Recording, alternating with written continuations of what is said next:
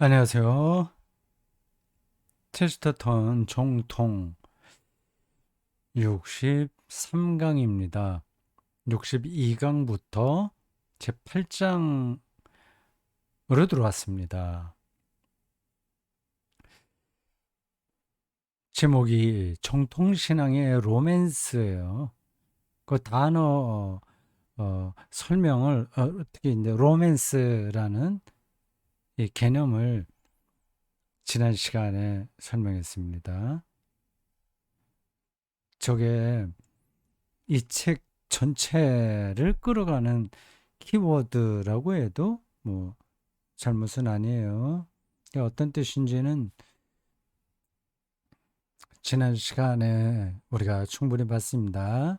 네, 다시 한번 말씀드리면 이 세계를 경이롭게 경험하는 것과 그리고 환영받는다는 경험이 함께 어우러져 있는 에, 상태를 가리켜서 로맨스라고 하는 겁니다. 저 체스터턴의 그 관점에 따르면 그런 거죠. 근데 기독교야말로 세계를 그렇게 경험하게 한다 하는 걸 이제 쭉 체스턴이 힘있게 밀고 나갑니다.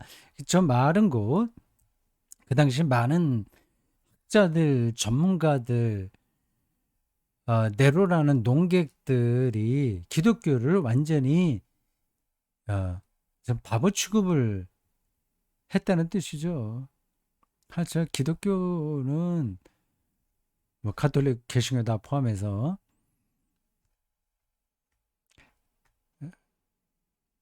뭐예요? 생명의 능력이 없어. 맨날 구질구질해. 회색 인간 같아. 뭐 그런 비판을 받는 거죠. 늘 뭐 자기가 죄인이라고 얘기하고 자책감이 떨어지고 그리고 과학을 무시하고 이제 독단에 빠져 있고 아주 이상한 예, 인간인 인간처럼 취급을 당한 겁니다. 그건 맞는 이야기예요. 지금도 그렇지 않습니까? 젊은 사람들이 특별히 젊은 지성인들이 교회에 잘 나오지 않잖아요. 근데 뭐 이 시대가 교회 나가는 지성적인 젊은이들을 좀 이상하게 생각하는 겁니다. 정신이 말짱한 사람이 왜 교회 나가지? 그런 거예요. 그렇게 교회 나가는 사람들은 뭔가 부족하다는 생각을 하는 거죠. 체스터턴의 그 시대도 그랬습니다. 기독교 비판이 얼마나 에, 아주 강렬했습니까? 뭐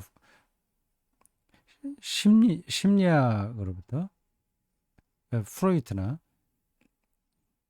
뭐 칼 융, 그, 그 종교를 심리적으로 접근하는 거죠. 그래서 생철학, 허무주의 신학, 철학 뭐 이런저런 데서 기독교를 좀 어딘가 좀 부족한 사람, 삶을 제대로 살지 못하는 사람 취급을 한 겁니다. 거기에 부응해서 19세기에 기독교가 아, 길을 잃었다고 하는 거죠.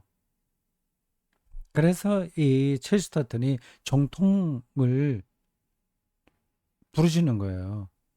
여기 8장 제목이 정통신앙이죠. 정통신앙이 그렇게 유치한 게 아니라 오히려 인간과 인간 역사를 가장 다이내믹하게 살려낼 수 있는 유일한 가르침이다. 그 얘기입니다.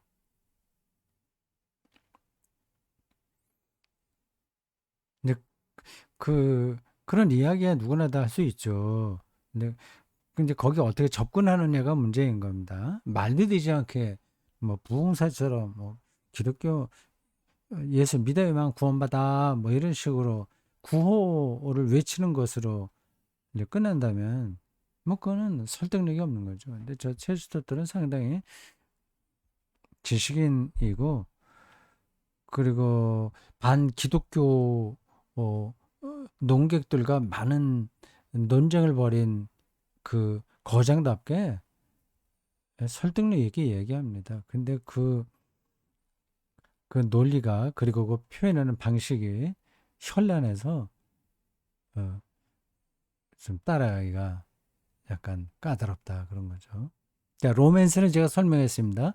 저도 처음에 저 제목을 보고서 저게 무슨 뜻이지 확 감이 안 잡혔어요. 예, 강독을 하려고 이 책 읽고 또 앞에 또 나온 걸 다시 확인해 보고 하다 보니까 이제 잘 정리가 됐습니다. 그럼 이제 어, 저 체스터턴의 그 가르침이 내게 되는 거죠. 저거를 쓸 때 체스터턴이 30대 중반이 있는데 음, 지금의 나보다 더 뛰어나다고 볼 수 있죠.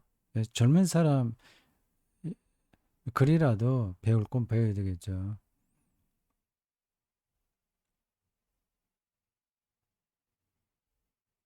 근데 정통신앙, 로맨스는 제가 설명을 한 거고요. 이- 이제 책이 이제 거의 다 끝내 가다 보니까 이 전체를 기여가 되는 대로 여러분들에게 설명할 필요가 있다는 생각이 들었어요. 여태까지는 그 부분적인 거 따라가느라고 바빴는데, 물론 그렇게 하면서도 전체를 어, 이제 머릿속에 그리고 있었습니다만, 이제는 이제 거의 끝나가는 시간이니까 뭐 전체를 말씀드리는 게 좋을 것 같아요. 기여가 되는 대로. 그래서 지금 이 8장에 들어와서도 지난 62강에 이어서 63강에서도 다시 한번 저 제목을 여러분들에게 풀이하고 있습니다. 그 정통신앙, 정통신학이라고 할 수 있죠. 그 엑기스는 사도신경에 들어 있어요. 근데 19세기가 정말 유럽에서는 정신사적으로나 과학의 관점으로나 막 용암이 분출되는 듯한 때라고 볼 수 있습니다. 1800년대죠. 인간의 가능성이 근대주의가 꽃을 피웠다고 볼 수 있습니다. 인간에게 가능성이 있어. 계몽시키면 돼. 배우면 돼. 그리고 자연과학 발전시켜서 이 세상을 살기 좋은 세상으로 만들면 여기가 천국이야. 뭐 하여튼 그런 어, 인간의 가능성이 꽃을 피웠습니다. 그게 20세기 들어와서는 좀 무너지게 되죠. 2차 세계대전을 거치면서 인간이 아무리 배워도 그건 해결되지 않는다는 걸 알게 됩니다. 실존주의 철학이 등장하게 되죠. 근데 저 체스터턴이 저 글을 쓸 때에는 아직 19세기입니다. 뭐 쓴 거는 20세기 초지만 그 역사적 배경은 19세기죠. 그 19세기에 그 인간 가능성이 꽃을 피우던 그 시기에 어, 교회는 두 가지로 대응했습니다. 하나는 아예 세상 일에 대해서는 신경 끄고 그냥 교회 생활에만 이제 집중하는 거고요. 그러니까 세상에서는 더 이상 자신들의 발언권이 없다고 생각은 겁니다. 그러니까 선을 그는 거죠. 성속 이원론에 거의 빠져들었다고 볼 수 있습니다. 아니, 세상 일은 신경 끄고 교회 생활만 잘하고 예, 뭐 그런 쪽으로 나은 거죠. 뭐 그런 전통이 지금도 한국 교회도 많이 있긴 있습니다. 그런 하나의 흐름이 있고, 또 하나는 이 세계의 그 거대한 흐름에 대해서 기독교가 거기에 걸맞는 음, 대답을 해야 된다. 그런 겁니다. 그게 이제 자유주의 신학이 그런 걸 한 거죠. 자유주의 신학으로, 그건 이제 자기들이 자유주의 신학이라고 얘기하지 않고 나중에 신학자들이 그런 관점을 가리켜서 자유주의적이다 얘기한 겁니다. 그건 이제 좋은 뜻으로 한 거예요. 좋은 뜻이다, 나쁜 뜻이다, 그건 아니에요. 그 뭐 가치 이론적으로 평가한 건 아니고 그렇게 이름을 붙인 겁니다. 왜 그 이름을 붙이냐면 그거는 그동안에 수동적인 역할만 있었던 인간의 가능성을 높였기 때문에 그렇습니다. 인간의 자유가 확장되는 거죠. 신학의 관점에서 그런 겁니다. 그 출발을, 이거 뭐 현대 교리사 시간도 아닌데, 뭐 말하다 보니까 이게 나오네. 이게 다 연결돼, 그래서 그렇습니다. 체스터턴의 자리가 어떠냐 하는 거를, 네, 말씀드리는 거예요. 저 사람이 왜 저를 정통신앙, 어소독시를 부르짖었냐 하는 거를 설명하는 겁니다. 그러니까 뜬금없이 저런 얘기하는 게 아니거든요. 저런 책을 썼다고 하는 것은 저렇게 쓸 수밖에 없는 그 배경이 있는 겁니다. 그게 이제 자유주의 신학이라고 하는 거예요. 그러면 혹시 어, 세계 교리사나 현대 신학사 어느 정도 알고 있는 분들이라면 어, 체스터턴과 비슷한 관점으로 신학의 방향을 튼 우리 개신교 신학자가 기억날 겁니다. 네, 바르트죠. 19세기에 자유주의 신학도 이렇게 뭐 한두 마디 해갖고 여러분들에게 딱 전달이 되지 않는데, 그 이제 슐라이러 마허를 그 자유주의 신학의 아버지라고 보통 얘기합니다. 절대 의존의 감정이 바로 종교의 핵심이다. 그런 얘기를 했죠. 절대 의존의 감정.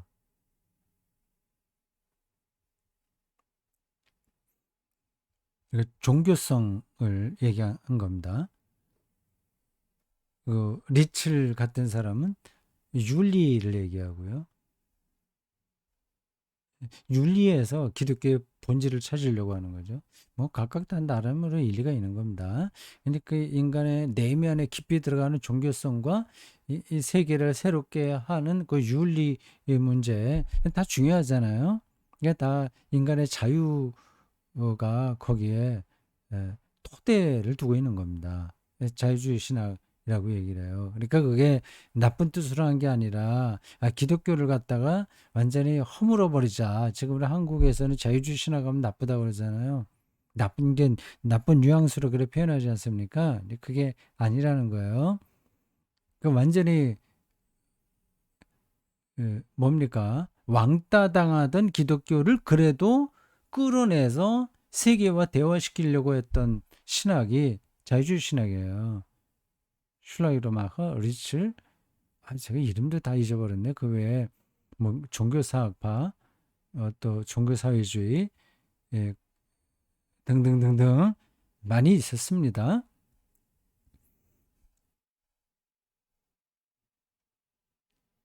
이제 그 이제 그러한 19세기의 자유주의 신학이 결국은 잘못된 거다. 그렇게 보고 새롭게 정통 신학을 세워보려고 했던 대표적 개신교 신학자가 칼 바르트입니다. 그래서 그를 가리켜서 신정통주의, 그의 신학의 특징을 가리켜서 신정통주의라고 합니다. 그러니까 정통인데 그냥 오소독시가 아니라 뉴 오소독시예요. 그 말은 18세기, 17세기, 17세기, 18세기의 그 뭐 정통주의로 돌아가는 게 아니라 그 이전, 그 이전, 그러니까 16세기의 종교개혁으로 돌아가자. 그 얘기입니다. 좀 신학사적으로 복잡한 이야기예요. 이렇게 제가 한두 마디로 끊어서 정리할 수는 없습니다. 그러면 17세기, 18세기 그때 정통주의 신학이 뭔데 그런 왜 글로 안 들어가고 그럼 그거하고 그거 체스터턴이 지금 얘기하는 그 정통 신앙하고는 어떻게 연관되지? 뭐 두루두루 여러 가지 이야기가 가능할 겁니다. 이제 칼바르트의 신정통주 신학의 관점에 근거해서만 본다면 개혁 종교개혁자들의 그 개혁주의 신학을 을 철학적으로 설명한 신학이 정통주의예요. 그게 이제 17세기, 18세기에 그 개신교 안에서 벌어졌던 신학 운동입니다. 그 가톨릭 신학은 토미즘이라고 보통 얘기하는데 토마스 아퀴나스에 근거한다고 보는데 어, 그건 맞는 얘기예요. 그러니까 그 개신교 신학도 그의 버금가는 그 형이상학적 토대가 있어야 되지 않냐 하는 관점에서 나온 신학이 정통주의죠. 그 시대를 일컬어서 정통주의 시대라고 얘기합니다. 아, 이게 지금 제가 오랫동안 그 신학교 강사 나가던 데서 너무 오랫동안 이제 지금은 안 나가니까 안 나간 지 오래됐으니까 예, 그런 본격적인 신학책, 신학 강의 이런 것들을 하지 않은 지가 읽지 않고 하지 않은 지가 오래돼서요. 읽어봤자 이제 토막토막 이렇게 읽었고 뭐 강독 이렇게 하는 정도라서 거기에 관계된 뭐 사람 이름이라든지 등등 용어들을 지금 갑자기 또 이야기하려고 하다 보니까 정확하게 말씀드리기 힘드네요. 뭐 그렇게 이해해 주시기 바랍니다. 네, 넘어가겠어요. 칼바르트의 신정통주의 신학은 정통주의로 돌아가지 않은 게 아니라 그 정통주의 그 앞에 있었던 종교개혁자들의 신앙과 신학으로 돌아가자는 운동이었습니다. 하여튼 그런 걸 이제 기본으로 놓고 볼 때 이 체스터턴의 정통과 그 칼바르트의 신정통이 서로 통합니다.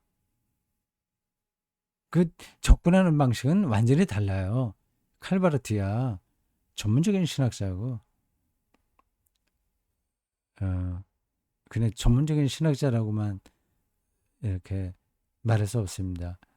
글쓰기가 아주 특별합니다. 칼바르트는 특별히 체스터턴 글 읽기만큼 바르트의 책 읽기가 힘들어요. 근데 글의 방식은 완전히 다릅니다. 체스터턴은 좀 문학적인 성격이 좀 더 강하고 바르트는 철학적인 성격이 강합니다. 근데 두 사람 다 현란하게 글을 씁니다.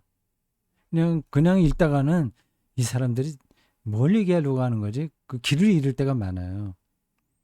그래서 여러분들이 체스터턴 글 읽기 힘들다고 생각하는 것처럼 뭐 여기에 그 이 책 그 뭐 이렇게 소개한 분들 강영한 선생님도 있고 몇 분들도 있는데 다 어렵다고 얘기하더라고요. 그리고 그 외국 사람 원서에 나와 있는 거 봐요. 존 얀신가 그 사람도 길게 설명을 했던데 이 책에 대해서요.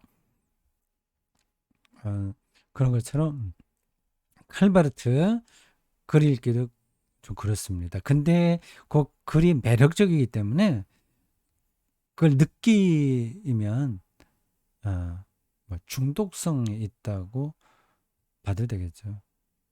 근데 그 안에까지 들어가기 힘들어요.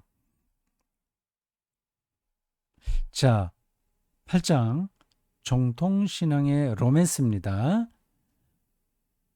저 제목만 갖고 이제 거의 어, 뭐 앞 시간에 30분 하고 지금 20분 했으니까 50분 했는데 전체 줄기는 우리가 잘 따라온 것 같죠? 예. 그러니까 체스터턴이 말하는 정통 신앙의 자리가 어떤지를 칼 바르트와 제가 연결해서 설명한 거예요. 거의 그 스탠스가 비슷하다고 볼 수 있어요. 그러니까 자유주의 신학을 넘어서는 그들이 볼 때, 저 두 사람이 볼 때 자유주의 신학은 그 근대주의의 거대한 반기독교적 공격을 잘못 받아친 거죠.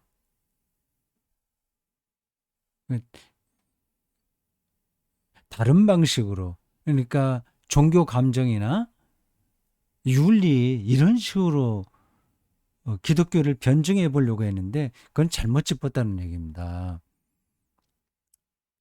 근본으로 돌아가야 된다는 거죠. 우리가 붙들고 있는 도구마 사도신경을 근본으로 하는 그 체계, 기독교의 체계가 꿀릴 거 없다. 아니 더 유일한, 아니 더 세계를 경이롭게 보고 그래 행복하게 사는 유일한 가르침이다.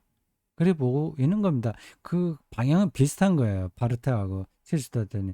그러니까 그 배경에는 자유주의 신학이 놓여 있다고 하는 걸 기억하십시오. 자유주의 신학을 앞에서 말씀드렸듯이 나쁜 게 아니라 그 거대한 근대주의 휴머니즘 인간 중심적 사상의 흐름 속에서 기독교를 버텨 이게 이제 방어해 보려고 하는 몸부림이었습니다.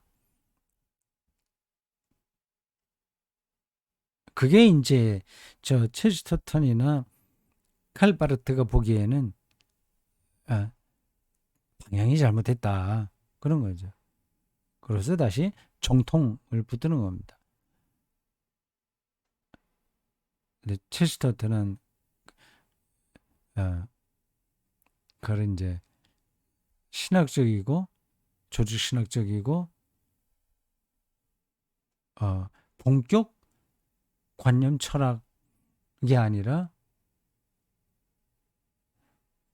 이제 문학적으로 접근하는 거죠.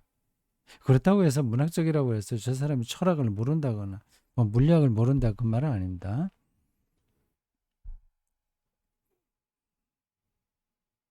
자, 정통신앙의 로맨스.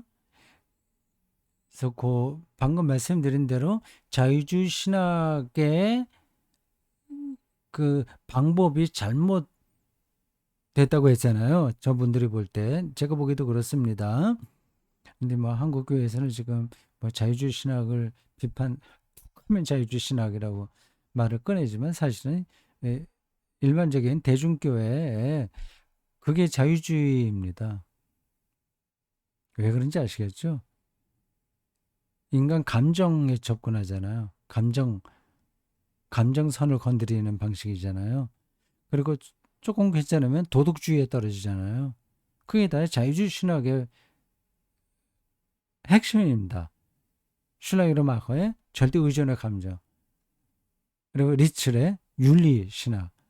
근데 지금 그런 쪽으로 가고 있잖아요. 그 뭐 기복주의 신앙이야. 꺼낼 필요도 없어요. 근데 자유주의 신학이라고 그렇게 비판하면서 실제로는 자신들이 그 자유주의 신학에 떨어져 있는 겁니다. 이 사도신경 신앙 그 근본을 붙드는 교회가 얼마나 되겠어요. 그래서 조금 더 괜찮은 교회라고 하면 뭐 개혁한다. 뭐 개혁할 건 개혁해야 되겠죠.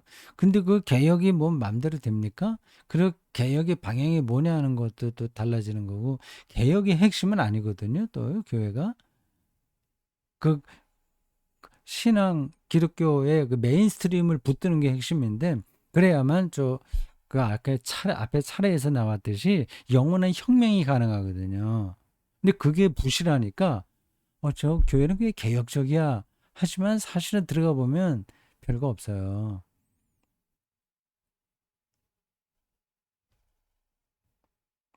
좀 기왕 말이 나와서요.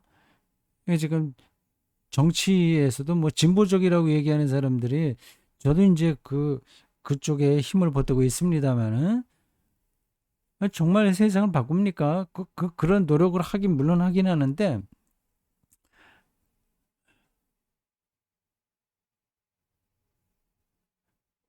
거기에 우리의 미래가 있는 건 아니거든요. 거기에도 끊임없는 탐욕이 작동해요.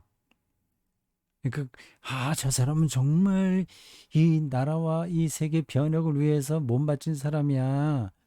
이렇게 하다가 나 실망합니다. 그건 그렇고 진도를 나가야 되는데, 276쪽 그로 넘어가야 되겠습니다. 그래서 말하던 게 안 맞췄군요. 그래도 요거를 돌려놓고 봐야 되겠어요. 이미지 찾아보기, 276쪽으로 가야 되겠습니다.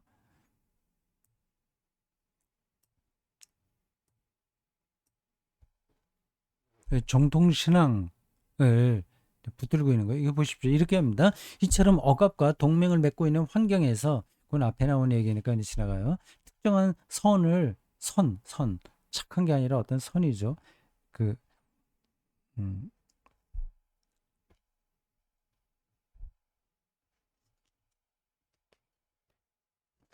잠깐만. 이게 쪽수가 왜 이렇게 안 맞지? 제가 잘못 찾았나요? 제가 보십시오. 276, 276, 270 맞잖아요? 예, 예, 예, 맞아요. 특정한 선을 결코 넘지 않는 딱 한 가지가 있다. 바로 정통신앙이다. 앞에서 뭐 했던 거는 제가 지금 잘 모르겠습니다. 다시 또 읽을 필요가 없어요. 그 앞에서 제가 자유주의 신학의 흐름, 그걸 배경이 두고 바르트하고 체스터턴이 이야기한다고 말씀드렸죠. 그래서 여기서도 이 체스터턴이 자유주의 신학을 비판하고 있습니다. 칼 바르트도 비판했어요. 이제 우리는 신신학, 그걸 이제 체스터턴은 신신학이라고 부르는 것 같아요. 신신학 내지는 이거 19세기에 있었던 신학의 흐름입니다. 현대주의 교회의 특징인 혁신에 대해 고찰할 차례가 되었다.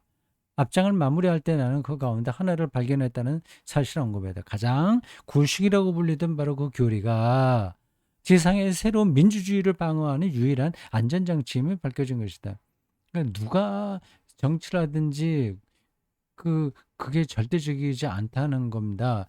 그 인간이 부패했으니까, 죄가 있으니까, 그럼 뭐 어떻게 되겠어요? 그냥 끊임없이 혁명을 해야 되는 거죠. 가장 인기 없던 교리, 이 원주 교리가 이제 앞에서도 얘기를 했어요. 가장 인기 없었습니다. 인간이 원주에 그 얘기하면 뭐 어떻게 하겠다는 얘기지? 저거는 삶에 대한 경외심도 없고, 인간을 완전히 그 바보 만드는 교리야. 이렇게 취급당했거든요. 현대인들도 그렇거든. 지금도 대한민국 일반 지성인들의 교회에서 원죄 뭐 얘기하면, 아이고 그거는 옛날 자기 주체성도 없던 사람들에게나 통하던 얘기지. 난 내 생각대로 판단하고 내 책임지고 그렇게 살 거야. 이렇게 얘기하죠. 근데 그거 거짓말입니다. 그렇게 할 수도 없어요. 근데 그들에게 인기가 없게 된 뭐 이유도 있긴 있죠. 다 이 원죄 교리를 이용하거든요, 교회에서. 그러니까 너 죄인이니까 아무 소리 하지 마. 뭐 이런 식으로 욱박지르잖아요. 그 죄책감을 불러일으키게 하는 방식으로 원죄 교리가 이용당했으니까 이 세상이 기독교의 원죄 교리를 인기 없는 것으로 말하는 건 뭐 어쩔 수 없습니다. 우리의 책임이 커요. 요컨대요 과두제를 반박하는 유일한 논리 이게 뭐 그 뭐지 과두제가 이름이 있었는데 귀족 정치인가 뭐 그거죠. 네, 확실하게 기억이 안 나네요. 유일한 논리적 부정은 바로 원죄 교리 속에 있으면 알게 된 것이다. 그러니까 가장 인기 없던 교리인데 이게 바로 이 세계를 민주화할 수 있고 어, 계속해서 이 정치 체제를 바꿀 수 있는 어, 단초다. 그 얘기입니다. 그래요. 원죄 교리는 요 원죄라고 하는 단어는 없어요. 근데 그 개념은 있죠. 성경에. 인간을 어떻게 보느냐 하는 건데 이게 폭발력이 있는 겁니다. 이는 다른 모든 사례에도 적용된다는 것이 내 주장이다. 그래서 이 원죄 교리가 이 체스터턴의 글에서 저변에 흐르고 있습니다. 이제 이 원죄 교리와 기적을 이야기한다 그래요. 아, 이것도 이제 쭉 읽긴 했습니다만은 그 하도 현란하게 글을 써갖고 그냥 지나가야 되겠다 하는 생각이 들었습니다. 원죄 교리하고 이 기적 얘기하는 어떻게 연관되나 좀 골치 아프긴 하거든요. 근데 뭐 다음 시간에 얘기할까요? 뭐 한마디로 한다면 기적이 일어났다 없다 그 얘기를 하는 게 아니라 기적을 믿을 때만 세계를 더 어, 폭넓게 경험하는 거다. 우리가 기적을 인정하지 못하는 것은 좁은 세계에 갇혀 있기 때문이다. 그 동화에는 기적적인 일들이 많이 일어나잖아요. 그게 터무니없다는 게 아니라는 겁니다. 아, 그럼 기적이 실제 있었다는 거 없었다는 거예요? 그렇게 질문하면 안 됩니다. 네, 여기까지입니다.